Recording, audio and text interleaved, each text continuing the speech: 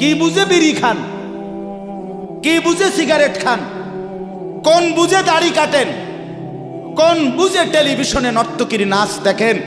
আজ 20 বছর ধরে যার ঘরে রঙিন টেলিভিশন চলে, নাচ গান সিনেমা নাটক নর্তকীর ছবি, আমনের বউ বাচ্চা বছরের পর বছর আমনের ঘরে বইয়া সোফাত বইয়া বইয়া টেলিভিশনে নাচ গান দেখে, আমনে মরতেন না? আমনের বউ বাচ্চা মরতো না? আমনে আল্লাহর সামনে দাঁড়াইতেন না? না, জিন্দিগিটাই ছবি, জীবনটাই ছবি, একেবারে যেটা পাও। আজ মুসলমানের যুবকের কথা হইল বেঈমান ইহুদি আর কাফেররা আমাদেরকে এরকম ফাঁদে ফেলাইছে যে যা কিছু আছে 24 ঘন্টা মুসলমানের ছেলে মেয়ের হাতে মোবাইল তুলে দিছে। যেটা ফাও শুধু ছবি উড়াই আমগো কাছে পাঠায়। এটা কুত্তা হোক, বিলাই হোক, শুকর হোক, মানুষ হোক, গরু হোক, ছাগল হোক, হুজুর হোক, পাবলিক হোক, বেড়া হোক, বেড়ি হোক, জোয়ান হোক, বুড়া হোক, যেটা পাউলা শুধু ছবি উড়া। জিন্দিগির কাজে একটা আহ হায় হায় বাপ, তোমরা বুঝো না, বেঈমান তোমাদেরকে বেঁধে ফেলছে আষ্টে পিছে। নবীজি কথা বলছে, উম্মত, চুরি ডাকাতি জিনা ব্যভিচার মদ জুয়া নাচ গান টেলিভিশন নাটক সিনেমা বিড়ি সিগারেট তুমি সব করতে থাকো, তোমার জিডা মনে কয়টা করো, হাসরের ময়দানে শুধু আমার দ্বারে আইও, আমি বেহেশতে ফাটাই দিমু। এটাই তো সুপারিশ না? তো আমনে ঘটনা কি? এক বুজুর্গ বলছেন, আমি দেখলাম যে পুরা বাজারে যত ব্যবসায়ী তাদের মাল বিক্রি করতেছে, তন্মধ্যে সবচেয়ে বেশি চিল্লাইতেছে, কাস্টমার গ্রাহক ডাকতেছে এই বরফ বিক্রেতা, এবং চিৎকার করে করে বলতেছে, হে আল্লাহর বান্দারা, তোমরা ওই ব্যক্তির উপরে একটু দয়া করো, যাদের নেওয়ার জলদি জলদি নাও, যার পুঁজি খুব দ্রুতই গলে গলে শেষ হয়ে যাইতেছে। মানে আমার এই বরফের চাকাটা যদি তোমরা কিনতে দেরি করো, তাইলে আমার এটা কিন্তু এটাই আমার পুঁজি, এখন এটা যদি দেরি করো তাহলে গলে গলে কি হয়ে যাবে, আমার পুঁজি শেষ হয়ে যাবে, আমি আর বেচমু কি? তাই বরফের চাকাটা এমন না যে যতক্ষণ বেচা হবে না অতক্ষণ গলবে না, এমন সে গলতেই আছে, বেচা হোক কিংবা না হোক। তো ওই আল্লাহর ওলি বলেন, আমি এই বরফ বিক্রেতার এই আহাজারি, তার এই চিৎকার চেঁচামেচি, তার এই পেরেশানি থেকে আমার হায়াতের কদর বুঝলাম, জীবনের কদর বুঝলাম, যে আমার হায়াতটাও ঠিক এরকম, এটা গলে গলে শেষ হয়ে যাচ্ছে। প্রতি মিনিট প্রতি সেকেন্ড আমি ঘুমে থাকি কিংবা সজাগ থাকি, আমার হায়াত শেষ হইতেছে। খামখেয়ালি করে গপ মারলাম, তামাশা করলাম, তবুও শেষ হচ্ছে। কঠোর পরিশ্রম করতেছে ওই ব্যক্তির সময় কি হইতেছে, হায়াত শেষ হচ্ছে। অতএব বরফ বিক্রেতার পুঁজি যেমন গলে গলে শেষ হয়, আমাদের হায়াত, আমাদের জিন্দিগি, আমাদেরকে একটি নির্দিষ্ট সময় আল্লাহ তাআলা বেঁধে দিয়েছেন, আল্লাহই জানেন সেটা কতক্ষণ, কিন্তু আমরা এটা বিশ্বাস করি নির্দিষ্ট। অতএব এই নির্দিষ্ট সময়টুকু আমরা যদি গুরুত্ব দেই কিংবা অবহেলা করি, সমানভাবে চলে। আমি ঘুমাইলাম 10টা বাজে, জেগে দেখি 12টা বাজে, তার মানে কি, আমার এই ঘুমের মধ্যে রাইখাই আমার হায়াতের 2 ঘন্টা আমার উপর দিয়ে চলে গেছে, গেছে কি না বলে? এমন আপনি চা দোকানে বসছিলেন 4টা বাজে, এখন দেখেন 6টা বাজে, আহা, আপনার এই চা দোকানের এই গল্প গুজবের মধ্যে রাইখাই আপনার হায়াতের 2 ঘন্টা আপনার থেকে চলে গেছে। এবং এটাই সত্য যে এটা আর কোনোদিন ফিরবে না, আর কোনোদিন না। বিশ্ববিখ্যাত মুফাসসির হযরত মুজাহিদ ইবনে জবর রাহমাতুল্লাহি আলাইহি, যিনি হযরত আব্দুল্লাহ ইবনে আব্বাস রাদিয়াল্লাহু তাআলা আনহুমার ছাত্র ছিলেন, তাবিঈ, যারা সাহাবীকে দেখছেন, তো তিনি বলেন, প্রত্যেকটা দিন যখন ভোর হয়, সকাল হয়, তো পৃথিবীবাসীকে ডাক দিয়ে বলে, হে জগৎবাসী, আল্লাহর কসম, আমি একটা দিন কেয়ামতের পূর্বে শুধু এই আজকের জন্যই এসেছি, আমি আর কোনো দিন আসবো না ফিরে। তুমি আমারে নষ্ট করো না, বরবাদ করো না, আমারে কদর করো। আজকের এই 13ই অক্টোবর, আগামী শুক্রবারে আবার ফিরবে না। শুক্রবার একটা আসবে, কিন্তু সেটা 13ই অক্টোবর হবে না, সেটা হয়ে যাবে 20 অক্টোবর। ঠিক না বলে? এই ঘন্টা, এই মিনিট, এই সেকেন্ড, এই সময় আর আসবে। অতএব আমার প্রথম কথা, লম্বা সময় বয়ান করার সুযোগ নাই। আপনাদের কাছে আমার প্রথম কথা, আমার বাপ, যে যত দিকে ব্যস্ত থাকেন, জিন্দেগির কদর করেন। আপনার হায়াত আপনার কাছে আমানত। কোরআনুল কারীমের মধ্যে আল্লাহ তাআলা বলেন, ওয়াউরিদু আলা রাব্বিকা সাফফা। এই সূরা কাহাফের মধ্যে, আমি যে এই সূরা থেকে পড়ছি, আল্লাহ বলেন তোমাদের প্রত্যেককে হাসরের ময়দানে লাইন ধরিয়ে একজন একজন করে আমি আল্লাহর সামনে এনে দাঁড় করানো হবে। একজন একজন আমি আল্লাহর মুখোমুখি পেশ করা হবে। লাকাদ জিতুমুনা কামা খালাকনাকুম আউয়ালা মাররা। আল্লাহ তাআলা তখন বলবে, বান্দা কি হলো, মনে কি পড়ে? আল্লাহ বলবেন, বান্দা মনে পড়ে তো যে অবস্থায় দুনিয়া গেছিলা, আজ ঠিক সেই অবস্থায় আমি আল্লাহর সামনে আসলাম। দুনিয়া থেকে যেদিন দুনিয়ায় গেছিলাম মায়ের পেট থেকে, সেদিন একাই গেছিলাম, আজ ঠিক একাই কার কাছে ফিরলা? আমার সামনে। বাল জাআমতুম আল্লান নাজআলা লাকুম মাওঈদা। এরপরে আল্লাহ বলবে, তুমি তো মনে মনে ভাবছিলা, যেই ফুর্তি, যেই তামাশা তুমি করতেছিলে দুনিয়ায়, তুমি মনে করছো এমন একটা দিন আসবে না। তুমি ভেবেছিলে মরতে হবে না, হাসরের ময়দান আমি আল্লাহর সামনে আসবে না। আজ দেখলাম, আজ চতুর্দিকে তাকিয়ে দেখো, এটা হাসরের ময়দান। আজ দেখো মানুষগুলো কাঁপতেছে, আজ দেখো মানুষগুলো ভয়ে তটস্থ। তাকিয়ে দেখো, ওয়াউদি আল কিতাব ফাতারাল মুজরিমিনা মুশফিকিনা মিম্মা ফি। আল্লাহ বলেন, প্রত্যেককে আমি আল্লাহর সামনে এনে তার আমলনামা তার সামনে রাখা হবে, আর আল্লাহ বলবে, পড়ো, দেখো। প্রত্যেক নাফরমান পাপী নিজের জিন্দেগির গুনাহ আর নাফরমানি দেখে আল্লাহ বলেন কাঁপতে থাকে। মুশফিকিন, কাঁপবে। ওয়ায়াকুলুনা ইয়া ওয়াইলাতানা, আর বলবে, হায় আমার কপাল মন্দ। মালি হাযাল কিতাব, আল্লাহ এটা কাকে দিয়ে লেখাইলেন? এমন কেমন কিতাব? লা ইউগাদিরু সগীরাতান ওয়ালা কাবীরাতান ইল্লা আহসাহা। হায় আল্লাহ, আমার জীবনের এক সেকেন্ড, ছোট বড় একটি কর্মকাণ্ড, একটি নিঃশ্বাস এখানে হিসাবের বাহিরে নাই, সব তো এখানে লেখা। আমি পালাবো কিভাবে, আমি বাঁচবো কিভাবে, আমি মুক্তি পাবো কিভাবে? ওয়াজাদু মা আমিলু হাদিরা। আল্লাহ বলে, তোমার জিন্দেগির সব তুমি তোমার আমলনামার মধ্যেই উপস্থিত পাই। ওয়ালা ইয়াজলিমু রাব্বুকা আহাদা। আল্লাহ বলেন, তোমাদের কারো উপরে এক বিন্দু জুলুম হবে, জুলুম হবে না। এজন্য ছেলেদেরকেও বলি, বাপ, খোদার কসম, এই সমবয়সী বন্ধু থাকবে না। তুমি যেদিন কবরে যাইবা, এরা কেউ পাশে যাবে না। তুমি যেদিন হাসরের ময়দানে দাঁড়াইবা, সেদিন কেউ দাঁড়াবে না তোমার সাথে। তুমি যেদিন আল্লাহ তাআলার মুখোমুখি হতে হবে, সেদিন এই বন্ধু কেউ থাকবে। ফাইদা নুফিখা ফিস-সূর ফালা আনসাবা বাইনাহুম ইয়াওমাইদিন ওয়ালা ইয়াতাসাআলুন। আল্লাহ বলেন, ইসরাফিল যখন দ্বিতীয়বারে সিংগায় ফু দিবে, আমি আল্লাহ হাসরের মাঠ কায়েম করব, তখন এই হাসরের ময়দানে দাঁড়িয়ে কেউ কাউকে আত্মীয়তার, বংশের, সম্পর্কের কোনো পরিচয় দিবেন।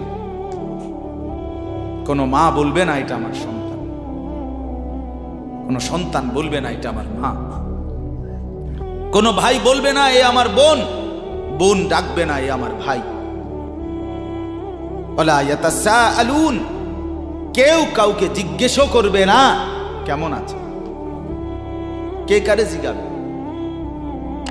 আম্মা জান আয়েশা রাদিয়াল্লাহু তাআলা আনহা বলেন, নবীজির স্ত্রী তিনি নবী সাল্লাল্লাহু আলাইহি সাল্লামকে জিজ্ঞেস করছিলেন, ইয়া রাসূলুল্লাহ, হাসরের ময়দানে সবাই কাপড় চোপড় বিহীন উলঙ্গ হয়ে দাঁড়াবে, তো একজন আরেকজনের দিকে তাকাবে না, কেমন লাগবে তখন? রাসূলুল্লাহ সাল্লাল্লাহু আলাইহি সাল্লাম বলেন, খোদার কসম আয়েশা, হাসরের ময়দান এতটা ভীতিকর অবস্থা যে একজন মানুষ নিজেকে বাদ দিয়ে কারো ব্যাপারে তাকানো, চিন্তা করার, খবর নেওয়ার 1 সেকেন্ড সময় পাবে। সকলেই উপরের দিকে নিজেকে নিয়েই ব্যস্ত থাকে। ইয়া রব্বি নফসি নফসি, ইয়া রব্বি নফসি নফসি, ইয়া রব্বি নফসি নফসি। এজন্য বাপ আমার, আপনার হায়াত আপনার কাছে। আপনি যেদিন মরবেন সেদিনও মানুষ ভাত খাবে। এই গ্রামবাসী ধোকা, ধোকা, মহল্লাবাসী ধোকা, এগুলো সব ধোকা, সব ধোকা। বন্ধুরা ধোকা, স্ত্রী ধোকা, এগুলো সব ধোকা। সব ওই রাত্রে খানা খাবে, আপনারে দাফন করে আসে। আরো বেশি খাইব মানুষের ঘরের টিকা যাইতে আইনা ভাত খাওয়া। আও সারাদিন কাঁদছেন আমনে, শরীর দুর্বল হয়ে যাব, খানা না খাইলে ভাত খা, খানা বন্ধ। লাশের সামনে, লাশের সামনে মুসলমান আজকে জানাজা, লাশ সামনে, এখানে দাঁড়াইয়া জিগায় খানাটা কোন দিন কইয়া লাইলে ভালো আছিল। কি আহা আহা, মানুষ কার জন্য শিক্ষালেন? এই মানুষগুলো তারা আজকে জিগায় খানাটা কোন দিন করবে। 4 দিন না খানাটা কি সোমবারে করলে ভালো হয় না মঙ্গলবারে করলে ভালো হয়? কত অনবুঝ করে লাইলে ভালো আছিল। লোকজন কি আর আবার পাইবেননি? হ্যাঁ, মানুষটিরে আবার কইটু আইবেন, আজকেই কইয়া লাইলে ভালো। ফলে জানাজার লাশের সামনে দাঁড়াইয়া আগে কইয়ালায়, সবাই খেয়াল রেখেন সোমবারে খানা। আহ, এর নাম দুনিয়া, এর নাম, এর নাম দুনিয়া। এই জন্য দুনিয়া বড়ই স্বার্থ, এটা রাক্ষস, শুধু গিলে খায়, তৃপ্ত হয় না, তৃপ্ত হয়। সেদিন আমি এক কুটিপতির বাড়িতে গেছি, অনেক বড় সম্পদশালীর বাড়িতে গিয়া তার বাসায় বাথরুমে গেছি। দেখি যে বাথরুমের যে দরজা, দরজার যে সিটকারি লাগায়, তো সিটকারিটা আছে, কিন্তু সিটকারিটা যেটার মধ্যে লাগাই ছোট্ট বল্টু একটা, এটার মধ্যে লাগাই যেটার মধ্যে আরে এটা নাই, এবারে লাভ হইল কি, এটা কিদের মধ্যে লাগাই, কথা বুঝছেন না? লকটার এই ছোট ইয়াটা যেটার মধ্যে লাগায় আর এটা নাই। তা না, আমি বের হয়ে বললাম, হা ভাইয়া, এরই নাম দুনিয়া। দুনিয়া এমন একটা না একটা থেকেই যায়, সব চাহিদা, সব প্রয়োজন পূরণ হয়, পূরণ হয়। আপনার লাশ যেদিন জানাজা হবে সেদিনও আপনার ঘরের হাজারো প্রয়োজন বাকি থেকে যাবে, বাকি থেকে। পৃথিবী হাসবে ঠিকই, সিএনজিও চলবে, অটোও চলবে, সূর্যও ডুববে, চাঁদও উঠবে, রাতও শেষ হবে, দিনও আসবে, কেউ থামবে না আপনার জন্য। আপনি শুধু চলে যাবেন একা কবর, কেউ থামবে না। এরে বাপ, কেউ থামবে না। ছেলেরা আজকে বন্ধুর পাল্লায় পড়ে নষ্ট হয়ে যাচ্ছে। আহ, সমবয়সী বন্ধু তোমার উলঙ্গ ছবি দেখায়া, নর্তকী দেখায়া শেষ করে দিল, তুমি বুঝলাম। সমান সমান বন্ধু একসাথে তোমার জুয়ার আড্ডায়, মদের আড্ডায়, নারীর আড্ডায়। আহ, আফসোসের কথা, ভাবতেই শিখেন একজন মানুষ সুস্থ স্বাভাবিক, একজন সতেজ সবল মানুষ সে কেমনে এত বোকা হয়, নিজেকে ধ্বংস করে। আমি যখন এখন এই মাত্র যে দিদা আসতেছিলাম গাড়ি দিয়া, একটা ছেলে প্রতিবন্ধী, ছোট একদম প্রতিবন্ধী, সে দাঁড়াইয়া রয়েছে মাঝখানে, মানে গাড়ির হরনও বোঝে না, কিছুই বোঝে না সে। পর আরেকটা ছেলে ধরে তারে এক পাশ করে দেওয়াতে তারপরে আমার গাড়িটা আসছে এই এখানে। এখন এই ছেলেটা তো অবুঝ হইতে পারে, এই ছেলেটা তো প্রতিবন্ধী, সে তার ভালো মন্দ বুঝে না। কিন্তু তুমি ছেলে সুস্থ সবল স্বাভাবিক যুবক, তুমি কেমনে নিজের ভালোটা বুঝো না? তুমি কেমনে নিজের ভালোটা বুঝো না বলেন? এত মানুষের জানাজা, কবরস্থান নাই এমন কোন এলাকা আছে বলেন? আপনাদের মহল্লায় কবরস্থান নাই? আপনারা কোনোদিন জানাজা পড়েন নাই? আপনারা লাশ দেখেন নাই? তাহলে জলজ্জান্ত মানুষ আজকে কবরে।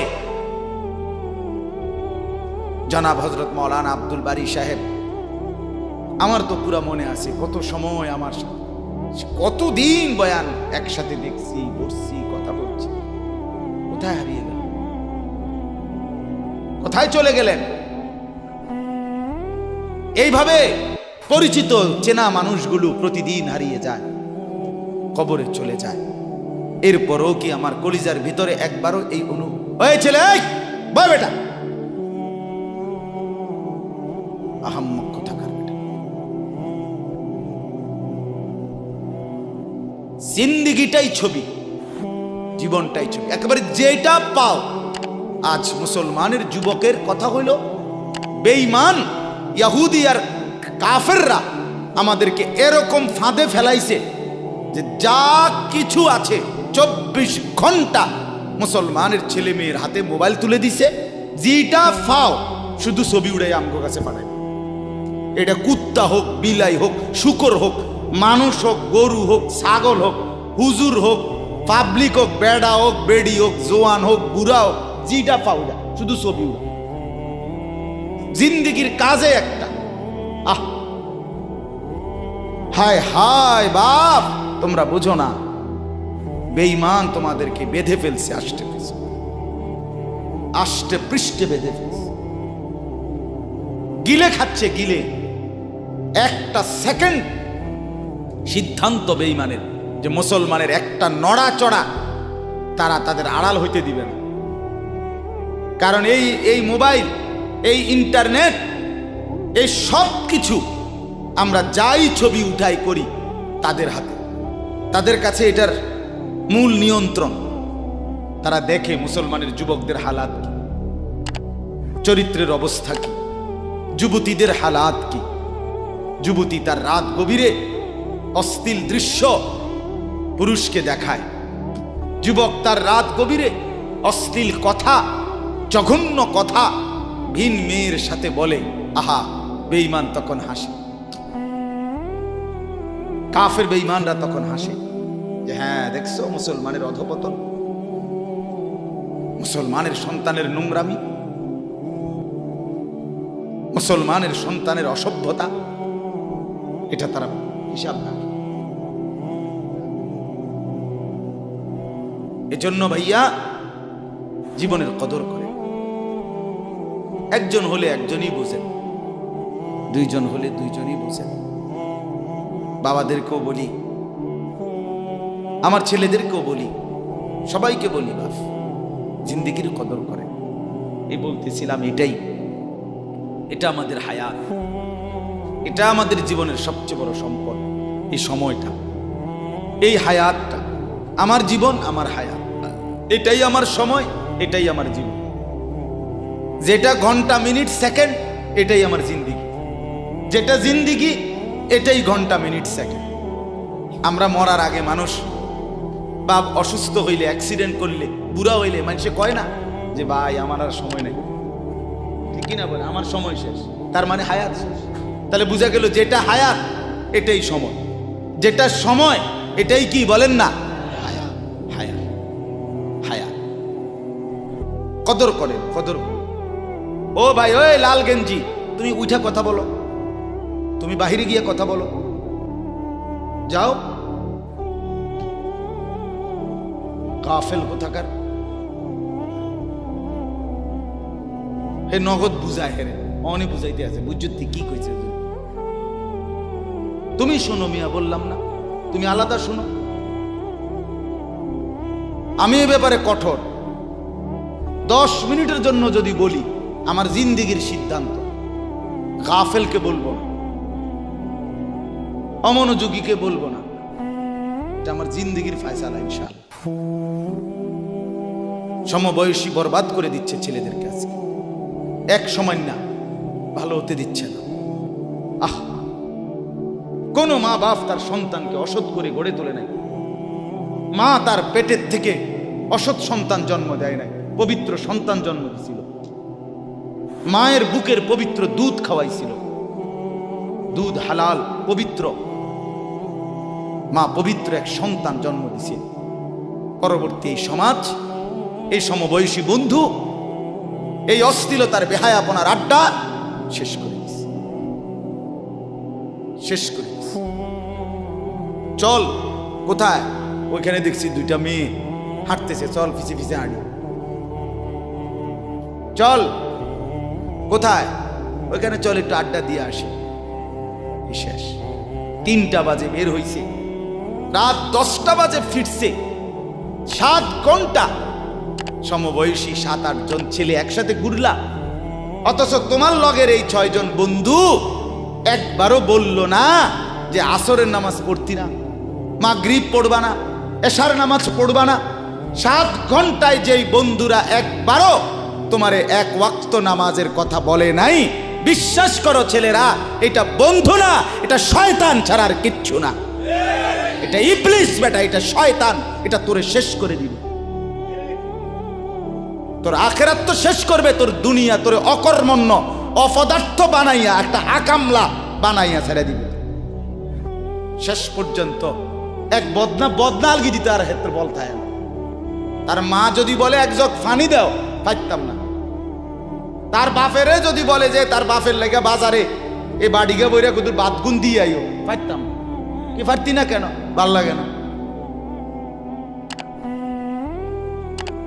আহা, গুনাহ, অশ্লীলতা, বেহায়াপনা, উলঙ্গপনা শেষ পর্যন্ত এরকম অপদার্থ বানায়, অকর্মণ্য বানিয়ে দেয়।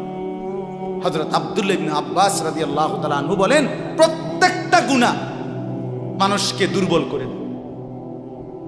আপনি যতবার নারী দেখবেন ভিন নারী, খোদার কসম আপনার শক্তি সামর্থ্য দুর্বল হবে। জিনা, ব্যভিচার, মদ, জুয়া, সুদ, ঘুষ, অশ্লীল দৃশ্য, নাচ, গান আপনাকে দুর্বল বানাবে।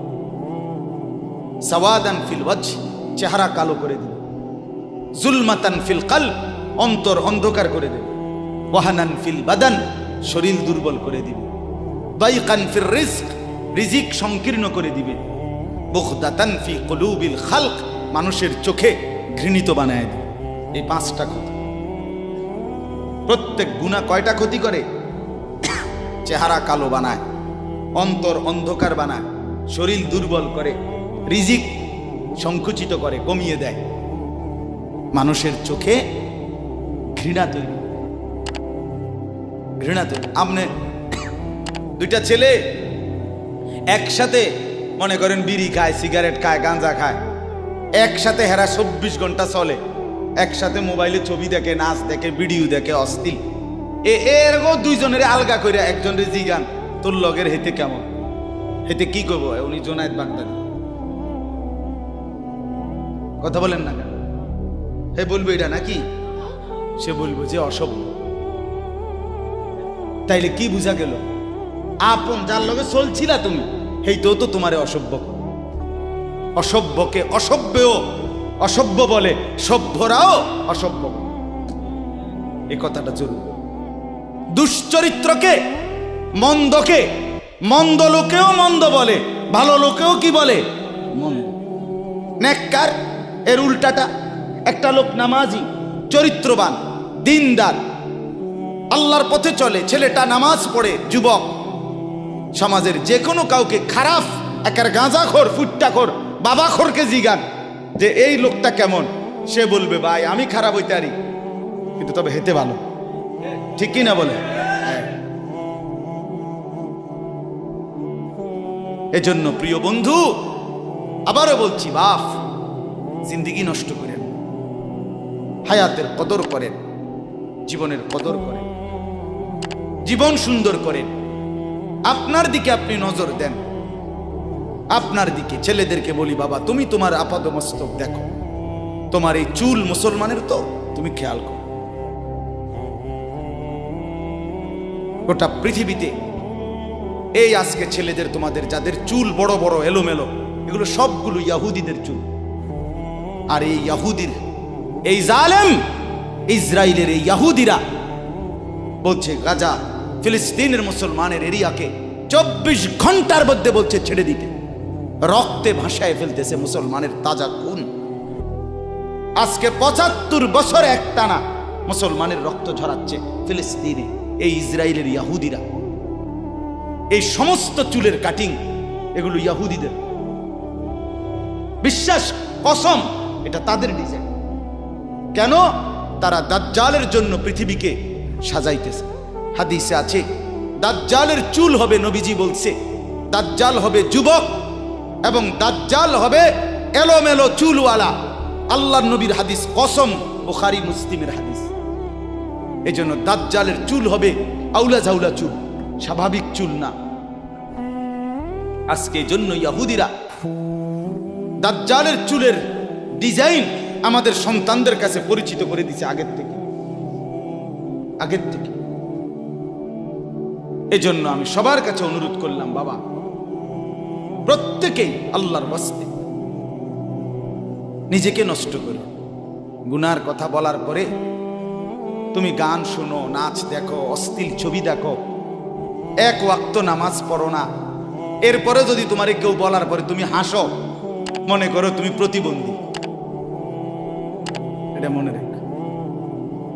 মানে তোমার গায়ে কিছুই হলো, লাগলো না, এটা কিছুই মনে হলো না। হায় হায়, আমি উলঙ্গ ছবি দেখি, একটা সেজদা দেই না কোনোদিন, 1 বছরে কোনোদিন আমি ফজরের নামাজ পড়ি নাই। এরপরে যদি কেউ বলার পরে তোমার মনে মুখে হাসি হয়, যে এতে হাসেন, তো বুঝতে হবে এটা মানসিক সমস্যা। হ্যাঁ, এ প্রতিবন্ধী, এ মাতাল, অসুস্থ।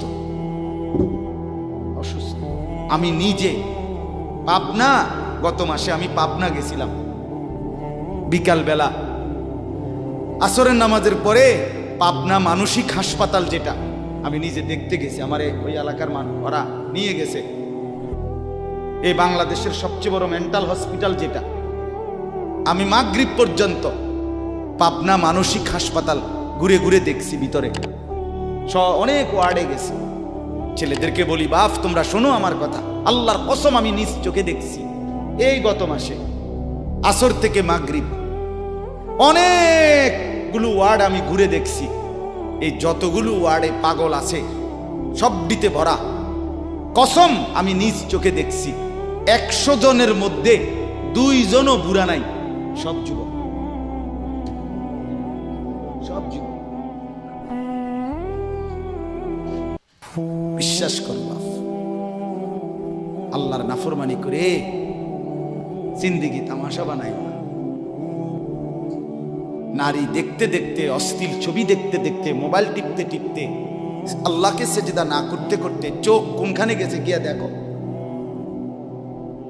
2 পাশের সাফা কদ্দুর ভিতরে ঢুকছে দেখো। শুধু না চুলের বাড়ি মারো। পৃথিবীতে কোনো কালে, কোনো বইতে, কিতাবে, কোনো গবেষণায় যে চুল এটারে আলাদাভাবে খুব বেশি পেরেশানি করার বস্তু ছিল না। এটা মনে করে নিজের চুল নিজে বাইরে দেয়। এটার মধ্যে ডিজাইনের আরেকজনে যদি তোমার চুল ধরে টাইনতো, তাহলে তো একটা কথা আছে, তোমার চুল তুমি বাড়ি দাও, এটার মধ্যে সুন্দরের কি আছে? আবার বেউকুফ,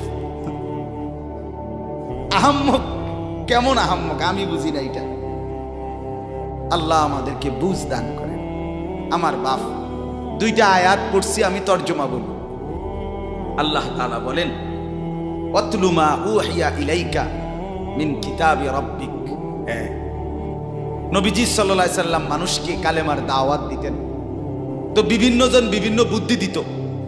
কথাটা ছোট্ট খেয়াল করেন, কইতো মুহাম্মদ এমনে কও, আরেকজনে কইতো হেমনে কও, আরেকজনে বলতো মোহাম্মদ এই সিস্টেমে কইতেইব, আরেকজনে বলতো আগে নেতা করে মুসলমান বানাইতেইব, আরেকজনে বলতো আরে এই সমস্ত গরিব শরীফ গোলাম কৃতদাস বেলাল খাব্বাব খুবাইব ইতার লইয়া ফইরা থাক লইবনি, বুদ্ধির শেষ নাই।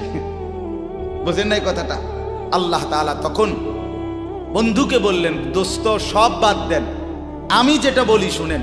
ওয়াতলু মা উহিয়া ইলাইকা মিন কিতাবে রাব্বিক, আপনার রব আল্লাহ আপনার উপরে প্রতিনিয়ত যেই কোরআন নাজিল করতেছে আপনি সকলের সামনে সেই কোরআন তেলাওয়াত করেন, কোরআন পড়েন। ওই যে হাফেজ তানভীর কোরআনুল কারীম শুনাইছে, এটাই দাওয়াত, এটাই দাওয়াত। সে আর বাংলায় কি বলা দরকার? কিচ্ছু বলার দরকার। এই কোরআনের তেলাওয়াত যে রব্বুল আলামিন আমাদেরকে দেখাই দিলেন, আমি আল্লাহ তাআলা এক অন্ধ যে গোটা পৃথিবী দেখে না, তো এক অন্ধ মানুষের জবান দিয়ে যদি আমি আমার কোরআন এত সুন্দর করে উচ্চারণ করাইতে পারি, তাহলে তোমাদের যারা চোখওয়ালা আমার কোরআন দেখে দেখেও কোনোদিন পড়তে পারো না, তোমাদের হালাত কি হবে? কেমনে তোমরা আমি আল্লাহর সামনে দাঁড়াইবা? হাসরের ময়দানে রাসূলের সামনে কেমনে দাঁড়াইবা? খোদার কসম আরেকবার দুনিয়া থেকে ভাবতেন ভাইবেন। সুপারিশ, আচ্ছা হাউজে কাউসারের পানি, আচ্ছা ঠিক আছে। এই বিড়ি খাইতে খাইতে, হ্যাঁ বিড়ি খাইতে খাইতে 60 বছর বয়স এখনো বিড়ি সিগারেট খান। এই বিড়ি খাইতে খাইতে আপনি গিয়া নবীজির থেকে হাউজে কাউসারের পানি লইয়া লাইবেন আর নবীজি দিয়া লাইব। আচ্ছা ঠিক আছে কাকা, আগান না, অসুবিধা কি? চা দোকানে নর্তকীর নাচ দেখেন, চা দোকানে বইয়া বইয়া টেলিভিশন দেখেন, আর বিড়ি খান। আমনে নবীজির সুপারিশ নিবেন, হাউজে কাউসারের পানি নিবেন। নবীজি বিষয়টা আমনেরে এত সহজ করে বলে দিয়ে গেছে না? কথা বলেন না কেন? নবীজি এ কথা বলছে, উম্মত চুরি ডাকাইতি জিনা ব্যভিচার মদ জুয়া নাচ গান টেলিভিশন নাটক সিনেমা বিড়ি সিগারেট তুমি সব করতে থাকো, তোমার জিডা মনে কয়টা করো, হাসরের ময়দানে শুধু আমার দ্বারে আইও, আমি বেহেশতে পাঠাই দিমু। এটাই তো সুপারিশ না? তো আমনে ঘটনা কি, কাহিনীটা কি? তাইলে কি বুঝে বিড়ি খান, কি বুঝে সিগারেট খান, কোন বুঝে দাড়ি কাটেন, কোন বুঝে টেলিভিশনে নর্তকীর নাচ দেখেন? আজ 20 বছর ধরে যার ঘরে রঙিন টেলিভিশন চলে, নাচ গান সিনেমা নাটক নর্তকীর ছবি, আমনের বউ বাচ্চা বছরের পর বছর আমনের ঘরে বইয়া সোফাত বইয়া বইয়া টেলিভিশনে নাচ গান দেখে, আমনে মরতেন না? আমনের বউ বাচ্চা মরতো না? আমনে আল্লাহর সামনে দাঁড়াইতেন না? না? আচ্ছা ঠিক আছে কাকা, বাতে তো খান নাকি? খান, খাইতে থাকেন, খাইতে থাকেন। দুনিয়া ভোগ করতেছেন বলে আখিরাতকে বরাবর মনে করছেন নাকি? দুনিয়া, আমি দুনিয়া তো ভালাই চলতে আছি, বউ বাচ্চা লইয়া আছি, ফুট লইয়া 3 ফুট বিদেশ 2 ফুট বিদেশ, টাকা ফাটায় বাজার সদাই করে খুব খাইতেছেন। আরে দুনিয়া তো আল্লাহ কাফেরকেও খাওয়ায়, খাওয়ায় কিনা বলেন? দুনিয়া আল্লাহ বেঈমানকেও খাওয়ায় কিনা বলেন? দুনিয়া আল্লাহ তাআলা কুকুর বিড়ালকে খাওয়ায় কিনা বলেন? দুনিয়া আল্লাহ চতুষ্পদ জন্তুকে খাওয়ায় কিনা বলেন? তো আমনেরে বাদ্দুকে খাওয়াইতে অসুবিধা কি?